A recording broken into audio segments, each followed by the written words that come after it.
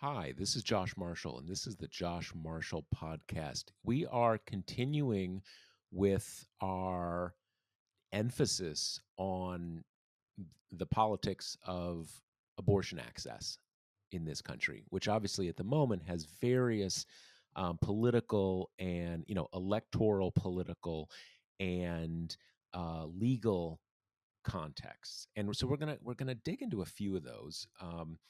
And we're going to talk about a few posts of mine, a few posts from my co-host Kate, and one thing just to start off on today. Um, One of the things we have been talking about is whether Roe and the Dobbs decision are going to become central issues in the midterm election, and that is looking at the question through a electoral political prism. But that is also the question of whether or not this is going to change in January of 2023. Is the midterm election going to possibly have the consequence of changing this all back, allowing the federal government to pass a law which basically reinstates all the protections under Roe, and then we're back to the status quo ante, or not? Are the Democrats going to have a terrible midterm, in which case, uh, nothing at all is going to happen on that front? And if they do have a terrible midterm, and if the Democrats lose the presidency in 2024, maybe you get a national ban on abortion that Republicans pass in early 2025. It's pretty clear to me that someone is going to pass national legislation about abortion rights. It's just a question of who.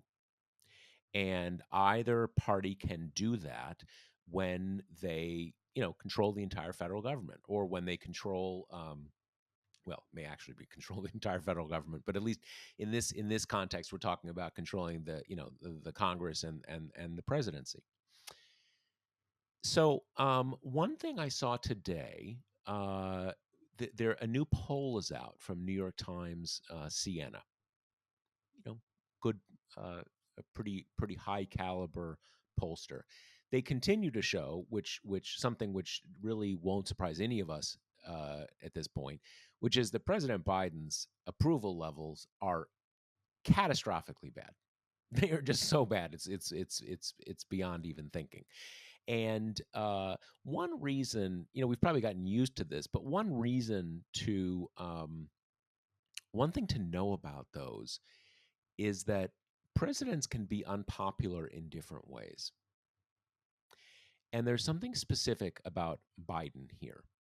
The issue, when he went from being so so to really bad, is not mostly that he's become, he hasn't become less popular with Republicans. And to an extent, it's not so much that he's become less popular with independents. He's become less popular with Democrats. And obviously, that stems from different reasons. Republicans don't like him because he's a Democrat. To the extent that they don't like him, they would like him even less if he were a more aggressive Democrat. So a lot of his popularity is from Democrats who don't feel like he is doing what they want him to do as a Democratic president. Now, but the other thing is, and there was an inflation report out today that showed inflation. I mean, basically it's continuing where it's been in recent months, but it nudged up a little, which is obviously not what anybody wants. It's particularly not what Democrats want, you know, 3 or 4 months out from the midterm election. There's some reason to think, most of it was driven. It's backward looking. Most of it was driven by continued high energy prices, not just gas, energy prices in general. And those prices have notched down since the period that these numbers reflect. But still, that is normally when you have presidents unpopular, big economic worries in a midterm election, you're looking at a kind of a catastrophic blowout for the incumbent party. But what this Times Siena poll found was a little different than that. It actually shows a pretty close race for the Congress. Showed, I think, Democrats up 1 point on like registered voters, maybe down 1 point on uh, uh, likely voters.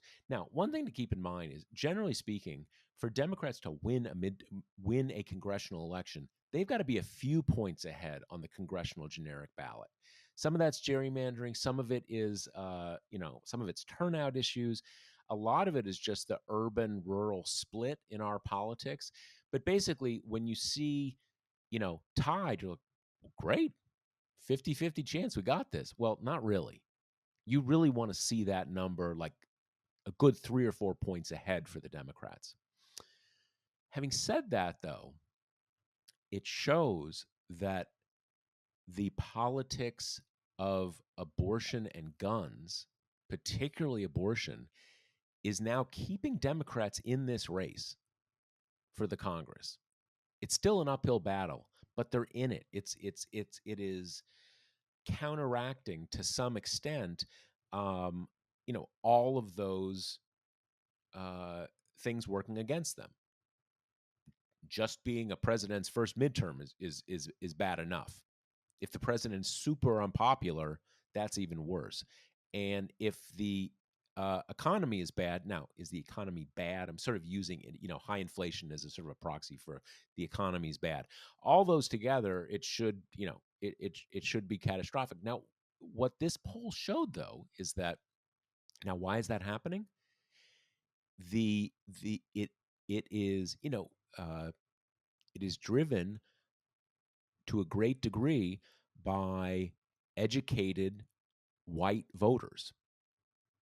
According to this poll, um, edu- uh, college college educated white voters are now supporting Democrats at a higher percentage than non-white voters in general.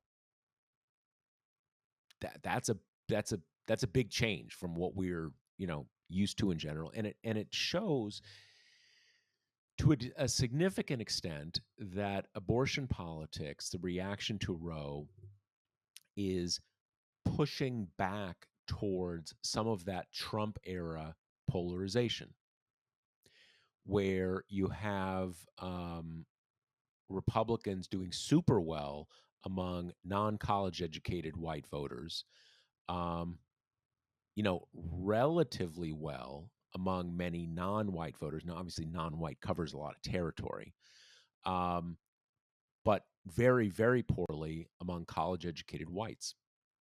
So, uh, there's there are some signs that abortion politics are now helping Democrats significantly in the midterms. Is it enough so far? No, not close. But it's seems to be moving in that direction. So we're going to talk about that. We're also going to talk about, we're going to talk about abortion politics generally, electoral politics in the states. We're seeing a lot of that.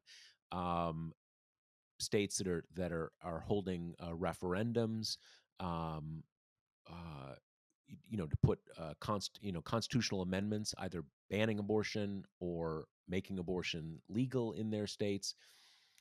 A lot of different stuff. So before we get into that, though, we're also going to talk about even some kind of weird stuff about government lawyers and whether government lawyers quite gotten haven't quite figured out the new Supreme Court era that we are functioning in, and it's not as obscure as it might sound because it's directly relevant to this abortion stuff.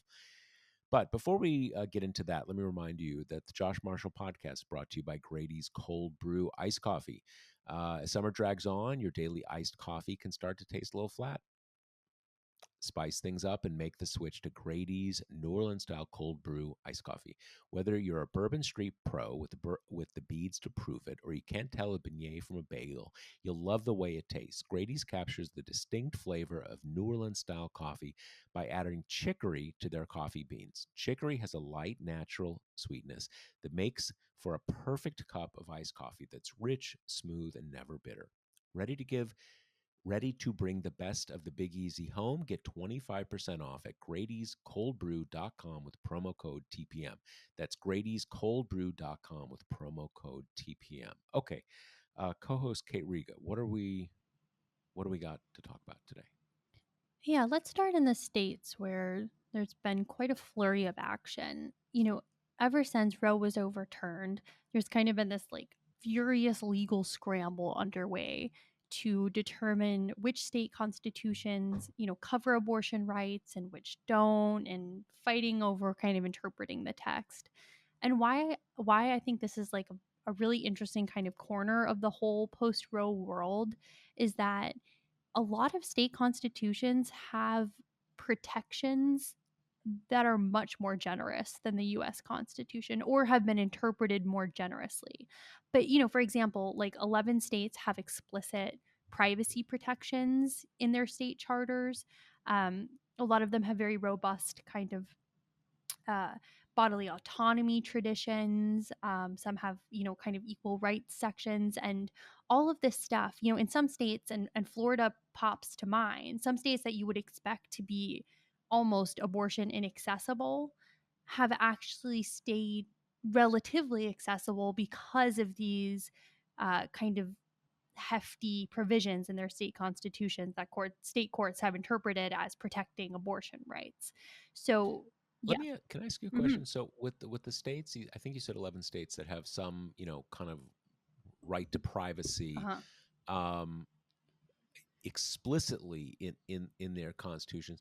Are those from relatively recent amendments, or actual state constitutions that were rewritten relatively recently in history? Because even whether or not a right to privacy was in the constitution, the language of privacy is a fairly new one Right. in political thinking generally. So when are those from? Yeah, that's a good question. I mean, Florida specifically, that language was added in the 80s, and it has been interpreted since to cover abortion.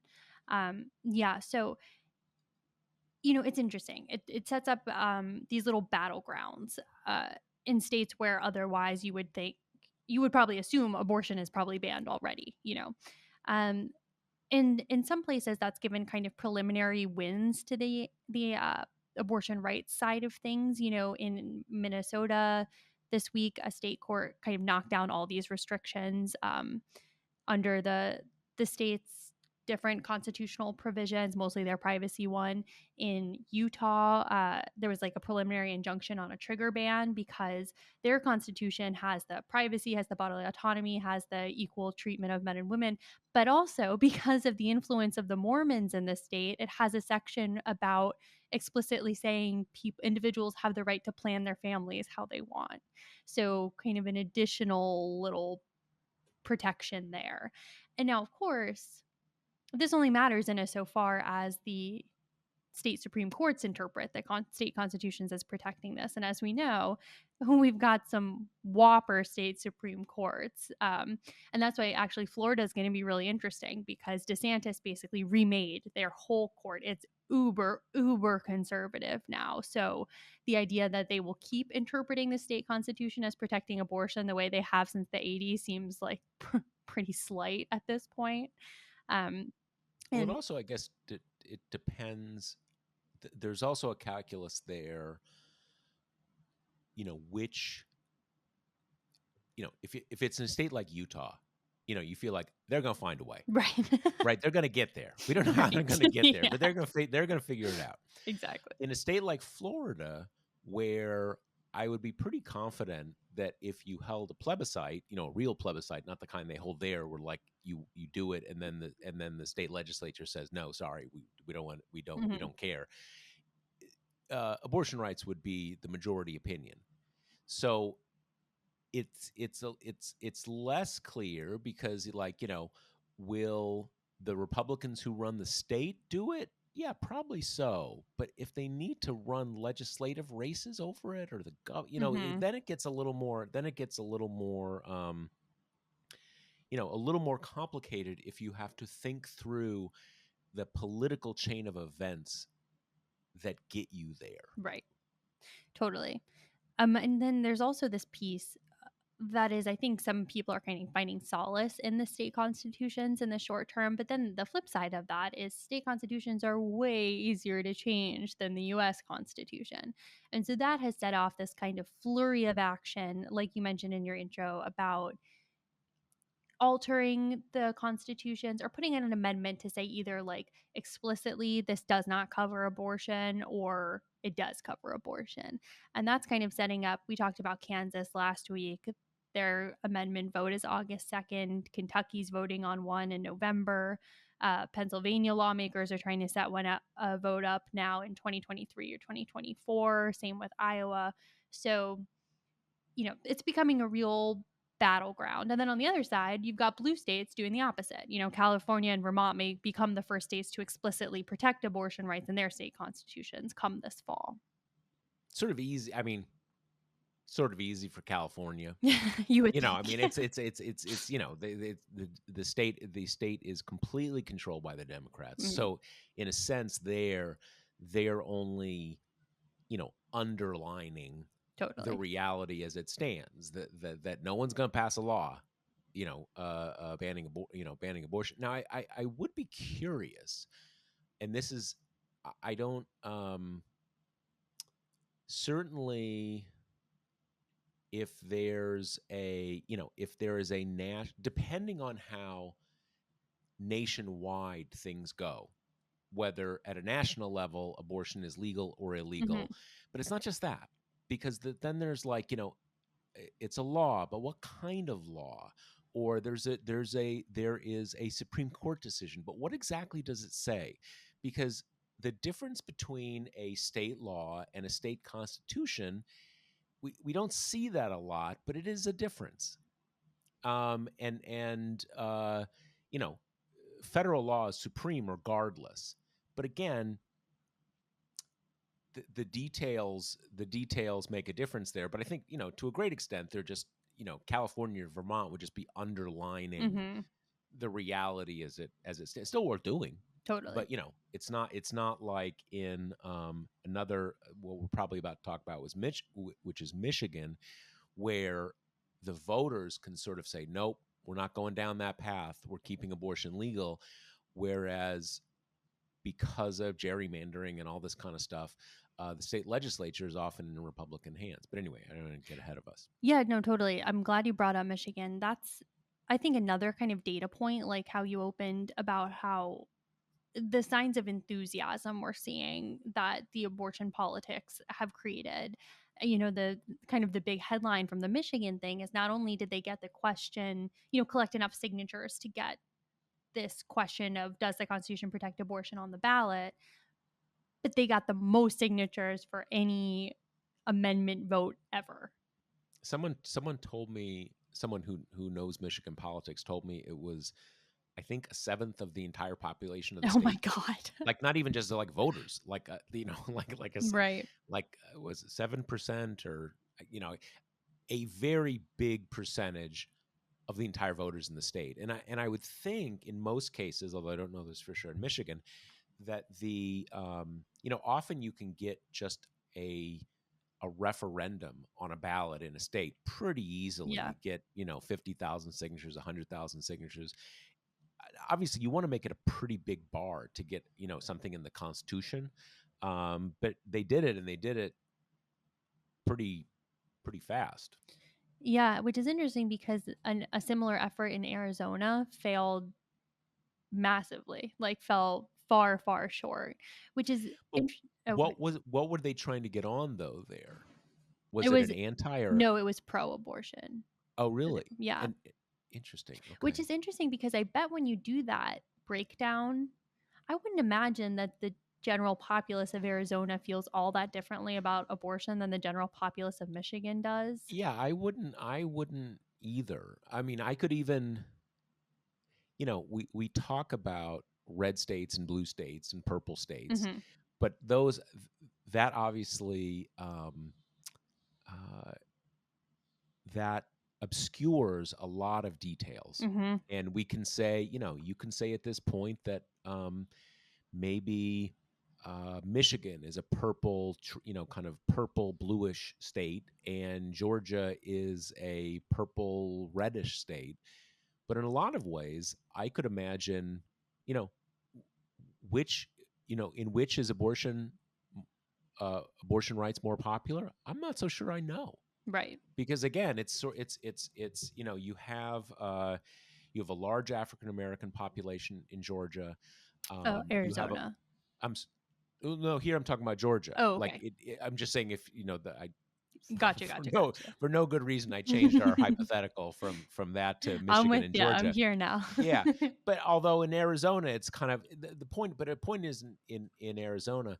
God, I'm sorry. the I point really the threw you point is off the here. point is in Georgia, um, even though it's still more in the Republican column, you've got a lot of uh, you know educated white voters who tend to be very pro-abortion rights, and a lot of African American voters who, very different demographically, but also tend to be. So who knows? It obscures. Where there is the signature process just different. They need more. It's harder to Yeah, do, or that's what I was kind of thinking. This is one that I only kind of looked at briefly while I was pulling together some, recent examples of this. But you got to think, I mean, even if when we were talking about Kansas, like even there, which, a redder state than all the ones we're talking about, abortion sentiments really mirror the national picture. Like most people want abortion and are skeeved out by the idea of late term abortion. That's kind of the general picture. yeah, I mean, I think in general it is true that in all but the very reddest states, abortion rights are at worst 50-50. That's just true in general. So is there something about Arizona's system of collecting signatures that it's like harder, that explains the difference between them and Michigan? Yeah, well, in this case, so the newly kind of organized group filed the initiative on May 17th, and so then they had to collect to like amass a buffer 460,000 signatures by July 7th. So from the beginning it was being kind of characterized as a long shot thing just because of the time buffer. And from everything I've read now, that group is kind of like, okay, well, we'll do it again for the next time it can be put on a ballot kind of thing. Interesting. Yeah. I wonder too, because I know in Michigan, obviously, and this is one of the reasons a lot of Democrats are sort of upset with the White House. We knew this was coming. Hmm. We've known virtually as a guarantee since that leak, in early May, and really we've known this was coming since Judge Barrett went on the court, Hmm. and in particularly in Michigan, and this is kind of gets into what that referendum is gonna be about. That Michigan is sort of a ground zero, I mean, for lack of a better word, kind of perfect case for a certain kind of abortion politics, because abortion rights are popular in the state, 60% support or more. On the other hand, it's one of these Midwestern state, upper Midwestern states with, heavily gerrymandered state legislatures. And it's got a Democratic governor who's up for reelection. So this has been, you know, and the final thing is, it's not technically a trigger law. They've got one of these old laws on the book, so in effect, it's a trigger law. It'll pop back into effect as soon as Roe was stricken down. So there you have a case where the population of the state is pro-abortion rights. The politics of the state are anti-abortion rights in the sense of a heavily gerrymandered state legislature. So Gretchen Whitmer, who's the governor, has been looking at this for months, thinking like, I mean, I want to make sure abortion rights are protected in my state, but also seeing the political logic that she can say, hey, if you want to be sure abortion rights are protected in this state, you got to reelect me, Hmm. because I'm the sort of the single point of failure. If I'm not, if a Democrat doesn't control the governorship, all is lost. So I don't know if that gave them a leg up on the sort of the signature gathering, just because pro-choice and democratic politics has been kind of on alert in Michigan because Right. of that unique set of facts. Been alert in Michigan for a long time. Yeah, and it isn't just an interesting through line that, what we've been saying for ages is that the anti-abortion movement has been just far better organized and motivated than the kind of abortion rights side. And there was a good reason for that. I mean, abortion rights people had this kind of fail-safe stopgap for 50 years, and the anti-abortion people were on the other side. But it's funny how that continues to be a factor. When I was reporting on the Kansas ballot initiative, I just heard from a lot of people that the side kind of organizing to take down the amendment, which would explicitly say the Constitution doesn't protect abortion rights, was pretty unorganized and pretty slow out of the gate, while the other side was really, really kind of coalesced and had, they even have their side. It's called the Value Them Both Amendment, and like a lot of kind of mother child imagery on these purple and white signs. And people were just kind of saying anecdotally, they saw those signs everywhere. And then the decision came out overturning Roe, and then they started to see kind of the other side populate more. But it's interesting, and that's kind of, not to kind of criticize the Arizona group, but it's not a surprise that this was coming. And I don't think it takes a huge political mastery leap to be like, you know what, constitutions are going to be the next battleground here. Maybe we should get working on an initiative. But still, there's just this idea of kind of a fractured coalition that takes a while to get on the same page and takes a while to organize and start the work.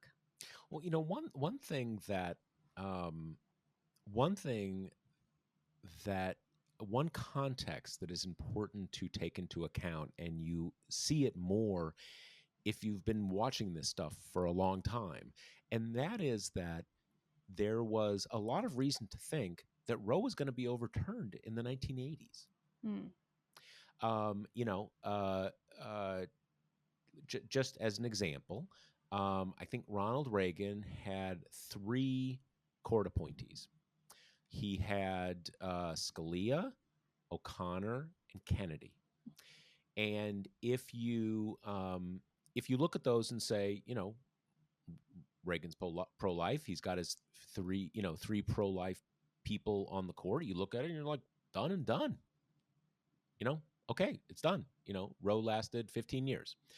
Obviously, that didn't happen. Anthony Kennedy was not that vote. Sandra Day O'Connor was not that vote.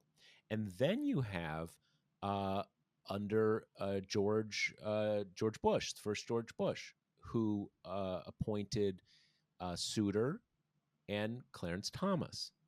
Now, Souter is a kind of a funny case because he had kind of I believe he was a state court judge in Vermont, I think. I mean, maybe I'm misremembering, and it was New Hampshire or something like that. They kind of found someone pretty obscure that had no paper trail because of abortion rights. Because even in the 80s, it was that thing. And in that case, everybody was, it blew up in their face because it turned out he wasn't very conservative. So the point is, the reason I raise this, and not for you, Kate, but for our listeners, is that to the extent that people thought, okay, this is never really going to happen, part of that is because 35 years ago, people were saying, we're right there. It's done. Get ready for Roe to be overturned. And it didn't happen for like forever. It didn't happen. I mean, again, between Reagan and Bush, both of whom were, at least on its face, very committed to appointing pro-life judges. They had in 12 years, they had 5 judges. And you still got Rehnquist, and you've got other conservative judges hanging on. So it should have happened then. So there's a certain extent to which it was kind of understandable that a lot of people didn't quite believe this would ever happen.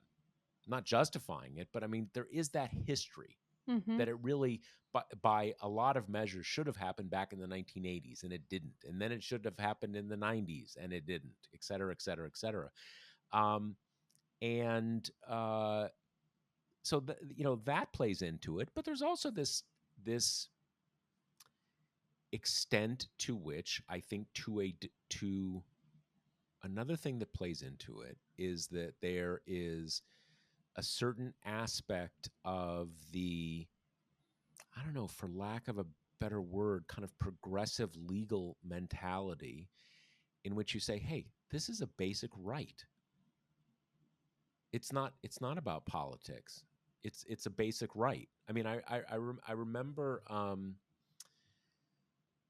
I remember in the period of time when gay marriage was still heavily contested in our politics, say basically in the decade between, you know, uh, 2002 and was Obergefell 2014? Am I remembering the date right? Mm, I think it was. Well, roughly. In any case, I remember 2015. 2015. I remember there was a lot. One of the biggest discussions there was like it's you you can't put a fundamental right on the ballot. It's a fundamental right. It's not political. Well, okay, but like, it, you know, fundamental rights may exist, but they don't exist in the political context unless you hold an election and says it's a fundamental right, or get a judge who can't be overruled to say it. So all of these things, play in and probably, left state political forces sort of, you know, a little slow on the jump when it finally happened. That's really interesting. Was there significant, do you remember kind of like anti-abortion angst when these likely looking courts ended up not Oh, doing the deed? oh, big time, Yeah. big time. I mean, if you have to, I mean, big time. That, I mean, in a lot of ways, that is, the Federalist Society goes back prior to a number of the judges that I'm talking about, but to a great extent, that is what the Federalist Society is all about. Mm-hmm. Because you get like Sandra Day O'Connor, who had been a state legislator in Arizona, I believe, but I mean, I haven't looked at this in a long time. I think was a judge before that. You have people who kind of like, all right, we got a good conservative here, putting them on the court, and then you're like, what the fuck? What happened? And so that was really, and again, Anthony Kennedy. What happened? And there's a whole question about what happened, but that on the right, again, that's what the Federalist Society think. That's what Brett Kavanaugh is about. They start thinking, we're going to fucking breed these guys in a test tube with pro-life DNA, so there is no way this can happen. We're going to vet them when they're in law school.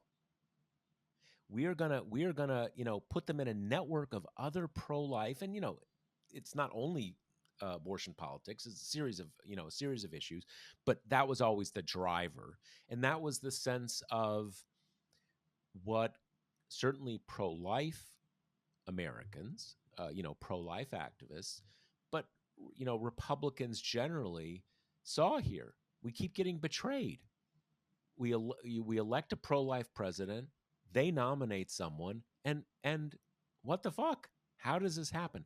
So that is really what this whole thing is about. We're going to breed him in a test tube. And like, again, Brett Kavanaugh, he's not like, oh, he did this and he did that, and then he got sort of like, conservatives thought he was a good guy. No. They're all bred in a test tube. And that's what that's about. Because yeah, were they pissed? They were really pissed. And in a certain sense, you understand why they're pissed. I mean, yeah, and I think one of the reasons, and this goes back to some of what the corruption of the current court is about. If you are a judge and approaching the Constitution in its totality, thinking about the role of the judiciary more broadly in American public life, thinking about precedent, you get on the court and you say, you know what? I don't think that was. I don't think that was. I don't think Roe was a good decision. But now we've had 20 years or 30 years or now almost 50 years of it being there, and it's kind of embedded in our law. It's embedded in the society. And we're not just going to say, nope, bad decision, throw it out, which is what this court did say. Just kind of say, like, you know what? No, and no. And we're just going to tear it out. So that's, there's a whole backstory here, and it's complicated. It's funny because I think it informs two different things. One is, I remember I did a story like 6 months ish after Barrett had been confirmed, and I talked to all these kind of anti-abortion people who were like, hey, what the fuck? Why haven't you gotten rid of Roe yet? Like, they were super concerned about the kind of quote unquote silence of the court, which is so funny because I remember even thinking at the time, like, relax. She probably just figured out where the bathrooms are. Like, I'm sure it's coming, you know? But that's Yeah, funny because yeah. there's so much scar tissue there from that. No, it's absolutely. And again, I'm not shedding a tear for them, but you can understand why they felt that sense of like, hey, we already packed the court. Why don't we have our decision here? Right. And that's the thing, is that they end up deciding, again, we're going to breed them from youth. We're not going to leave anything to chance. And I think the other piece of it that informs for me is like the quickness on the right to kind of like disavow the various conservatives if they like dare to join with the liberals on, and we're talking, not the big wattage cases, but like more medium to small things when you'll have like Roberts and Kavanaugh say join with the libs. And there's this like outpouring of kind of, you can have him, like traitor, rhino, all this stuff. And you're kind of like, dude, he's voted the way you wanted him to on everything you really care about. But it's just like, even the slightest, unorthodoxy, like the slightest toe out of line, they're just like another suitor, just like primed to panic. Yeah, no, and that's the I mean, you can, on the one hand, look, we're in a very polarized society. If you would had, like, a Breyer or a Kagan, join the gun rights decision, you'd have a lot of liberals thinking, holy crap, what's going on here? But it also shows how the modern conservative movement, and particularly the people who are there to a great extent for pro-life politics, see the court like, hey, we hired you for a job. Yep. What's going on here? We hired you to, you need to support our decisions. So that is, that's definitely a thing. And Souter particularly, because, again, I can't describe how much it was. At the time, Democrats and liberals were really pissed because they're saying, hey, you brought this guy, out of traffic court up in New England, and you want to, and to give Souter, that's not true. I believe he was on a state Supreme Court in either Vermont or New Hampshire. He ended up being a very accomplished justice. My point is, no one knew anything about him, and he did not have a case record on the big national political things. So Democrats were like, man, this guy's they called him a stealth nominee, but what ended up happening is I think it was New Hampshire, because I believe it was John Sununu, the father of the current governor, yep, who was chief of staff at the point, or maybe had been chief of staff. And so he kind of like, hey, this is my bud from New Hampshire. So probably New Hampshire.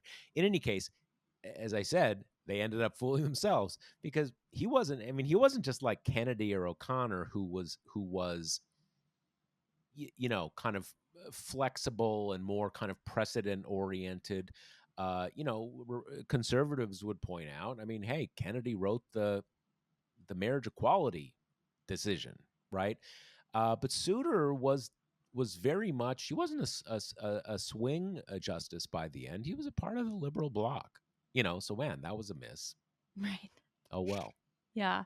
Well, this is a good segue to the other piece we wanted to talk about, which are various struggles to embrace the reality of the court as it is. Two different blocks have kind of worked their way into the Ed blog. On the one hand, we have kind of government lawyers, and then on the other, we have the administration. So, you want to give us kind of little synopses of what's going on there? Yeah. So, we've been talking about the current Supreme Court as either corrupted or just or basically a renegade or out of control court. That Hmm. they are just, kind of have left behind any sense of calling balls and strikes. They're not even trying to pretend anymore, basically. And so one of I think for many people until quite recently, the idea that you would curtail the appellate jurisdiction of the Supreme Court, or that you would add new justices over 9 justices, that these seem pretty radical things. Like, what are you thinking? That's totally, that's crazy stuff.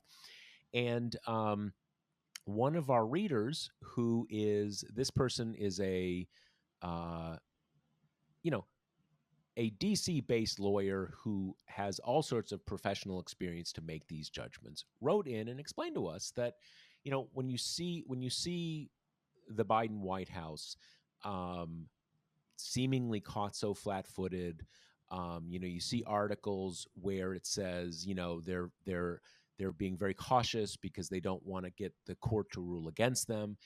And from the outside, a lot of us are like, what planet are you on? Like, what framework are you operating in where that makes any sense? I mean, it's better that the court not overrule you, but like, give it a try. I mean, why are what's that about?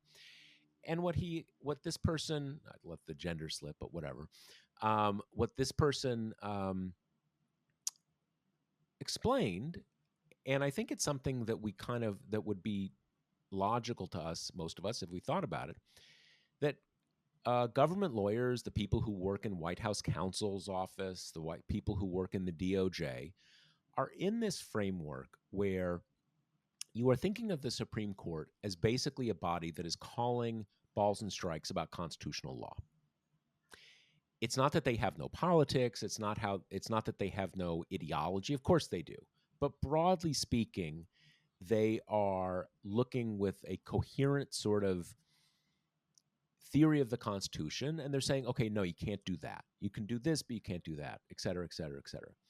And in that context, it makes sense to you don't want to do a lot of things they're going to strike down, because that does a couple things. One, it at a sort of a somewhat superficial professional level, it kind of makes people think either you're not a good lawyer or you're not a terribly ethical lawyer if you're constantly getting swatted down. But more than that, if you are dealing, with balls and strikes, you don't want to keep getting struck down, because then you're gonna get the judges thinking that you're not, you're not playing fair, and that you really don't care what's constitutional. And then they're going to start looking more closely because they're not going to give you the benefit of the doubt. So you want to be operating within the lanes for a lot of reasons, for sort of professional ethical reasons, but just on the level of like, you don't want to piss them off, basically, in the way that you don't want to piss a referee off, right? Because then they're gonna look at you really hard. And if you are in that basic balls and strikes framework, that makes sense. One other thing besides balls and strikes is, government lawyers are often very cautious about presenting courts with bad sets of facts that can yield bad decisions, right? A kind of a unique set of facts that produces a decision that has all sorts of negative effects down the line. So for both those reasons, all of that kind of caution, like, okay, what can we do that the court is not going to strike down, makes sense. But if it turns out that the courts is actually trying to make you lose, if they're not calling balls and strikes, they want to stop you from doing anything, or they just want to make you lose, well, then the whole calculus changes. Then if you are not doing things that you think they may strike down, you're not doing anything. And that has also a very perverse political impact, which is to say, now when you're the White House basically sitting on your hands, it's not making anybody think the court is illegitimate or corrupt or needs to be reined in. It's making people who support you think, what the fuck are you doing? You're just sitting there. So it tends to delegitimize the president or the political movement that supports the president. So in that context, if you start to see that that is what the court is doing, trying to make you lose, then you shouldn't worry at all about whether they're going to strike down what you say, because if they do, that will tend to delegitimize the court. No, not everything. If you do something totally crazy, it's not going to. But if and this is what a lot of the political calculus is about passing a Roe law. Like, if the court is going to basically keep making up new rules that just say you can't, the majority can't have its will in any way, well, make them do that. Because then you get people saying, you know what, this Supreme Court is not playing is not balls and strikes. They're just trying to prevent the majority from getting their from exercising their will, and kind of making up new rules as they go to get them to that outcome. So that's kind of, that is what we're talking about here. Do government lawyers, do White House lawyers, and to a certain extent, the legal profession in general, to the extent you're kind of operating in a constitutional framework, are they having a hard time kind of getting up to date with not the idealized Supreme Court, but the actual Supreme Court that we have right now? Yeah, I think this is so interesting to me because it also just informs a lot of other stuff that's going on. Like, we were talking about Biden's approval numbers earlier, and I don't know if it was the same poll you were talking about, but some poll had asked people whether Biden should run again, had asked Democrats. And the numbers with young people, like somewhere in the 90s, said Yeah. no. It was Really, like really almost not even overwhelming, almost like unanimous. like North Korea numbers. Yeah. Yeah. And I think it's interesting, as one of those young people myself who, like, the first kind of congressional dynamics that I knew about were when Obama was president. It's just this idea of like clinging to this old faith and institutions. It really is just, I think, really foreign to people my age and younger, because it's just like you've never seen an institution that is just, calling balls and strikes, or that isn't just kind of nakedly tainted by political interest. So it's almost like this gap that makes it hard for the generations to communicate with each other, because you see Biden kind of being like, well, I got along with segregationists, like I have Republican friends, and you're kind of like, why is that a virtue to you? Because, my oldest memories are of like McConnell's whole Obama's going to be a one-term president stuff. It's just, it's such a profound disconnect that I think, works at the court level, works at the congressional level, all throughout our kind of federal government, where these just vestiges of the idea, like you say, the idealized court or the idealized Congress, it just sounds almost like unhinged to anyone who's paying attention now or who's mostly steeped in current politics, because it just feels so completely at odds with reality. It's we're obviously different ages, but the thing I remember from the Obama Mm-hmm. era, just one incident, but I can't remember the congressman's name. Can't remember if he's still in office. I don't think he is for some reason. But in any case, I think from North Carolina, the guy who got up in Obama's first or second State of the Union and just said and shouted in his face, "You lie." Mm-hmm.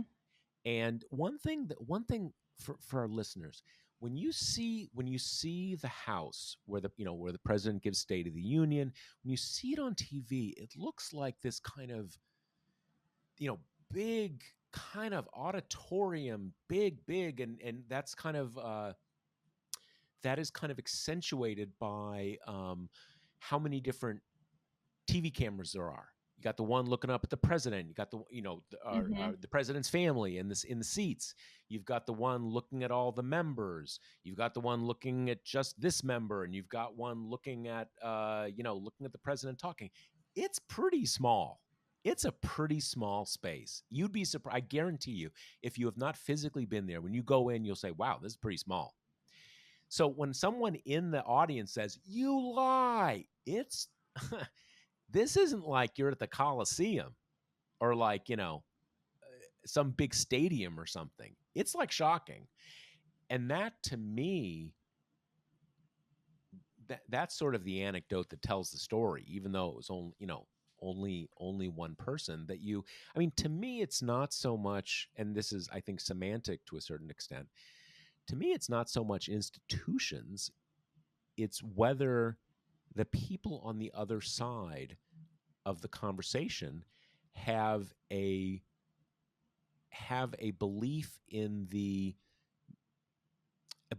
institutions that, if not overrides, at least has some standing along with your partisan affiliations. Totally. And so, when you have like, oh, and I will say this, it's also important to keep in mind that when someone like Joe Biden says, "Oh, my Republican friends, I like working with Republicans," that's not just naivete. That is also because there is a significant slice of the electorate, for better or not, who likes hearing that. And you've got to kind of signal to those people. But it's not just that. And that is why, I had a conversation with a reader about this a few days ago about, with Merrick Garland. At the end of the day, there was nothing the Obama White House was going to be able to do to get Mitch McConnell to give Merrick Garland a hearing. It goes back to what we were just talking about. Obama had what they wanted, and they were not going to let him have it. They were going to get it back no matter what. Having said that, there were people in the Obama White House, maybe Obama themselves, who said, "Well, we're going to put Mitch in a tough position by giving him a kind of, an older kind of moderate-ish guy. We're really going to put the squeeze on him." And you're like, "Dude, no." You're not putting any squeeze on anybody. And that, so that is a big generational thing, and it's always important. You can't demoralize your own political supporters. And if you're kind of, you also have to keep some level of realism with your political supporters, right? I mean, you're not going to get Joe Manchin to change his vote. You're just not. And being mean and doing whatever, that's not going to do anything. But you also can't be in this case where you're like, "Oh, what are you can't be in a position where people are really upset and the leader of your team is just kind of doing nothing or appearing to do nothing." That really freaks people out. And I think for younger voters, look, I think there's a certain framework in which younger voters could be big supporters of a older president. Like a He's Bernie. Yeah, he's not really the future. He's an old guy, but he's a fighter, or he's this or he's that. But when you have this perception, which is based on some real realities, that they're just not acting, you add in the factor like, man, this guy could be like my great grandfather. That's not going to help. It's just not. So something I've been thinking a lot about is there are all these constraints on action that Democrats can take that, we're well versed in, our listeners are well versed in, Senate basically being inoperable, this hostile Supreme Court, et cetera, et cetera, et cetera. But I've just been wondering that if the emotional reaction to Roe from Biden and the other Democratic standard bearers was different, if that would have any effect on how people, and especially young people, are seemingly feeling so let down by the Democrats. Like, in the moments, you have things like Warren going out with the protesters in front of the Supreme Court and being visibly angry. And, this is something that like AOC is famously good at. I just, so much is out of their control, or is thwarted by these different like institutional obstacles that just make life harder for Democrats than Republicans. But I don't know. I wonder if there had been more of an emotional response, if people would feel differently. You know, I have to think. I mean, I think it sort of depends on what we mean by emotional. Hmm. Even when Joe Biden gets upset about things, he's like, "I'm Yeah. not going to take this malarkey." Right? I mean, it goes to the generational stuff. He gets upset in kind of in a sort of a quaint, weird way. Um, but um, I think the answer is yes, but maybe in a slightly mediated way, which is to say, and I think this is why there's such a hunger for saying we're going to get all the senators lined up. We're going to, put this on the ballot. They made their decision. We cannot undo this now. We're going to do, we're going to do what executive orders we can, but we're the majority. And so we need to make clear that we're the majority, and this is the plan. And if we can mobilize, we are going to undo this next January. Here's the plan. I'm gonna tell all the senators, hey, you got it. You got to completely get on board. We need to give people a roadmap to how we're gonna undo this terrible thing. And here's the plan. Let's do it. Let's all pull up our sleeves and let's do it. Um, I think that is what, showing emotion is important too. Different people can show emotion in different ways with different levels of, plausibility. Um, but I think more of that. I mean, the reality is there's just not a lot that they can do right now with executive orders for the obvious reasons. I mean, there's not that much you can do. Absent a Supreme Court ruling, there's just not that much executive orders can do to get in the way of states just saying abortion is illegal. Some, but not a lot. Um, so I think it's that basic sense of saying, here's the plan. And it's not going to be easy, but we can undo this. We're not powerless here. And everything that's happening kind of sounds like we're powerless. Mm-hmm. We're going to do these little things at the margins. We're going to say we're going to fight. We're going to be upset. But at the end of the day, they won and we lost and we're screwed. Yeah. And that's a bad feeling. Yeah. It's just interesting to me because Biden is so profoundly good at grief. He's so, for obvious reasons, is just so believable when he's in mourning with other people. But I watched his speech where he unveiled the executive order on abortions, and the part where he got really visibly emotional is when he was talking about that horrible story about the 10-year-old girl who was raped and had to travel out of state to get an abortion.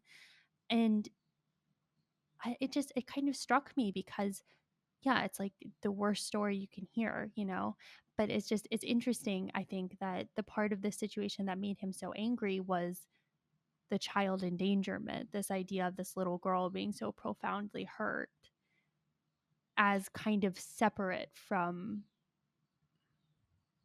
I guess, this greater sense of, harm or danger. It was just kind of, it was just interesting to me that is what really prompted him to kind of show everyone how he was feeling.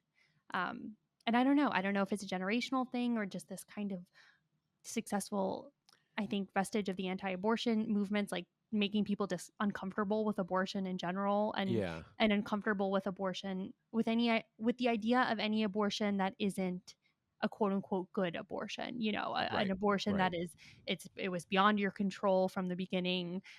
Sex isn't a part of it. It's really just about violence, that kind of thing. Yeah. No, I mean, there's, you know, in a way, both sides focus on extraordinary cases, Right.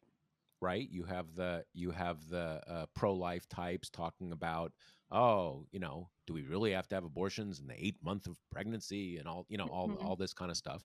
And you have people on the choice side talking, these, as you said, horrific stories about, oh, this girl's 11 years old. She was raped by her father. Now she's Hmm. going to have to, carry this baby to term, or she's going to have to travel 1,000 miles to get the medical care she needs. Or this woman has an ectopic pregnancy, Hmm. and Alabama is going to force her to carry that to term, even though you can't carry an Right. all these kind of things. And there's certainly a logic in pointing out the horrors that are embedded in someone's position. But yeah, I mean, I think younger people, but I don't think only younger people, look at what Biden said there and said, yeah, that's horrific. But how about I just want to have access to an abortion? Like, because I am sexually active, and if I get pregnant and then I want to get an abortion, why are we talking about this 11-year-old like that?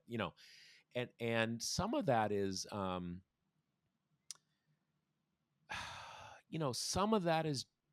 some of that is generational, I think.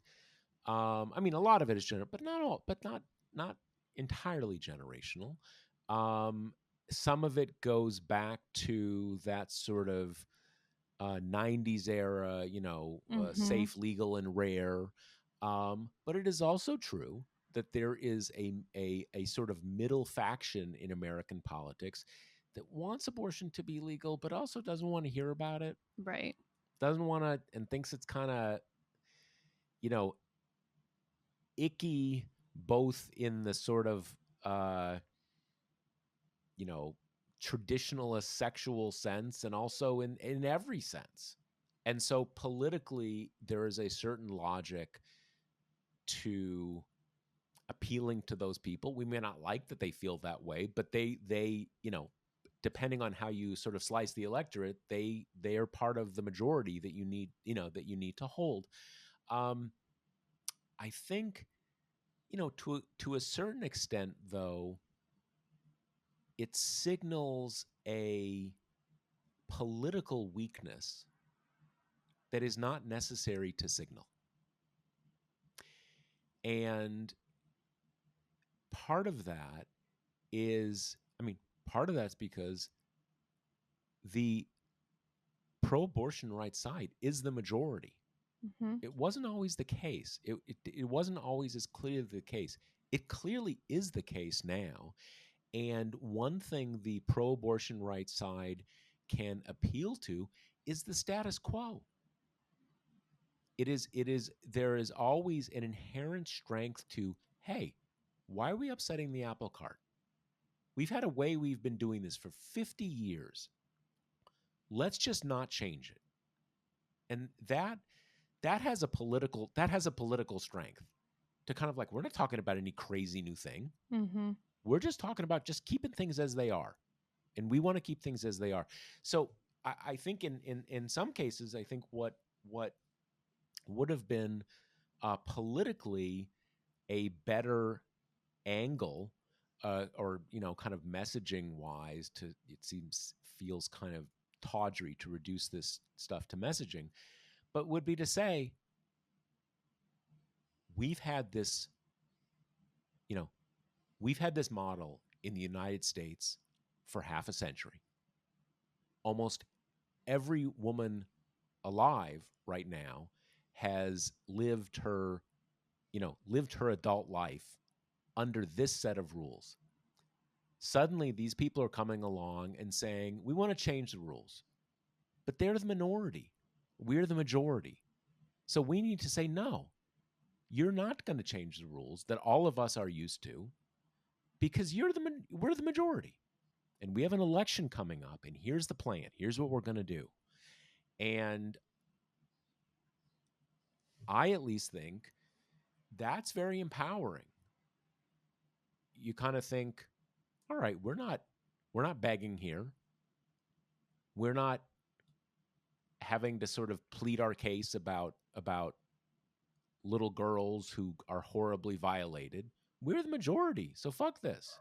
We're going to have an election. Let's do this. Mm-hmm. And that, again, I think that sort of signals we're not bashful. We don't have anything. We're not ashamed of anything. We don't have to kind of not say what we want. We're the majority. We just want to keep things as they are.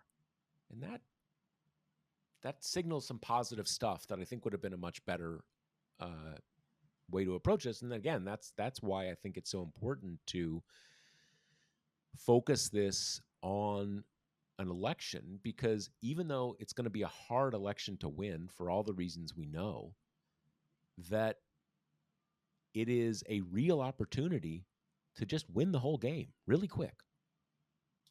And that gets people charged up and gives them somewhere to channel their fear and outrage and anger and all that stuff. And I think what we've seen to a great extent is that without a place to channel that, it's literally, it has overflowed within the Democratic coalition.